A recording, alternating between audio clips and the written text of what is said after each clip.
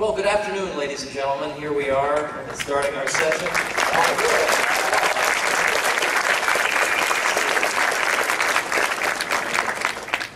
So what we're going to do is talk about individual rights, and I've got an awful lot of material on here. So we're just going to zoom on through it, baby. And if you miss something, you can wait 8 months for this to come out and watch it, or you can ask me later. I've also got copies of 5 of my titles available for purchase, and I want you to purchase them only on their merits, not because I'm telling you that we're expecting our 4th child in February, we're going to need some extra cash.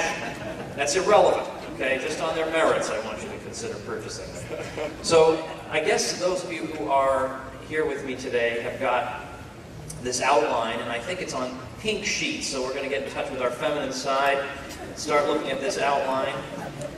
And so if you have the outline, it's easier to follow along. That's why I'm making them. So first, before we talk about rights, we've got to define what the term means. What exactly is a right? There are a great many definitions of rights, but one that I like and that others in this sort of tradition like comes from a guy who's still alive, Father James Sadowski, who was a professor of business ethics at Fordham for many years, one of the few non-commie professors of business ethics, by the way. And Sadowski's definition is as follows. He says, when we say that one has the right to do certain things, we mean this and this only, that it would be immoral for another, alone or in combination, to stop him from doing this by the use of physical force or the threat thereof. Now notice he does not say, in fact he goes on to clarify this, he says, we do not mean that any use a man makes of his property within the limits set forth is necessarily a moral use. So people may do something that's immoral and still, strictly speaking, be within their rights. So not every vice is or should be criminalized. So you can break promises, by and large. You can be a liar. You can be late all the time. But by and large, these aren't things we're going to throw you in jail for. I mean, strictly speaking, you have a natural right to be late, even if it's really annoying. So, in other words, a right is, in effect, it's a sphere of action in which you can act and in which it would be morally wrong for anyone to interfere with you violently or with the threat of violence. Now, I think it's been taken for granted by many people that rights and rights language is a relatively recent development in the history of Western civilization. But I think that's not correct. It depends on how you define recent. A lot of people were of the opinion, until relatively recently, that really this is a 17th century development. John Locke and others were really the first to start talking about rights and using the language of rights. That thesis has by and large been abandoned by scholars, because it now looks as if the history of rights goes back a lot farther in the history of Western civilization. It goes back at least to the 12th century. So it goes actually back to the Middle Ages, where we start to hear the language of rights. And I refer in my sources at the end of the outline to a book by Brian Tierney called The Idea of Natural Rights, and he's really the pioneer in this area, and he elaborates on some of these points. But we see it all throughout Europe by the 12th century, and we hear it being used in this sense, that the Lord has rights, vassals have rights, popes have rights, kings have rights, cities have rights. So these aren't quite natural rights, because a natural right is a right that's enjoyed by all people by virtue of being human, not by virtue of being a pope or a king or a lord or a vassal. So these aren't natural rights, but nevertheless the language of rights permeates European society by this time.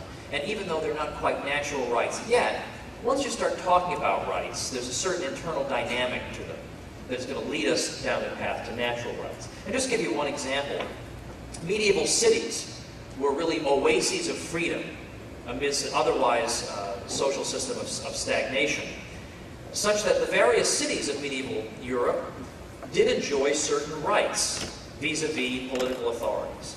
And they would insist on the expansion of these rights over time. And one of the rights the cities typically enjoyed was that if you lived in a city for a year and a day, undetected, you were free of all servile obligations. So if a serf managed to flee and live in a city for a year and a day, nobody could come and try and take them away. That was one of the rights of the cities, that we could protect these people. So there was a case, for example, when the Count of Flanders happened to be in a nearby city, and he spotted one of his old serfs who had lived there longer than a year and a day.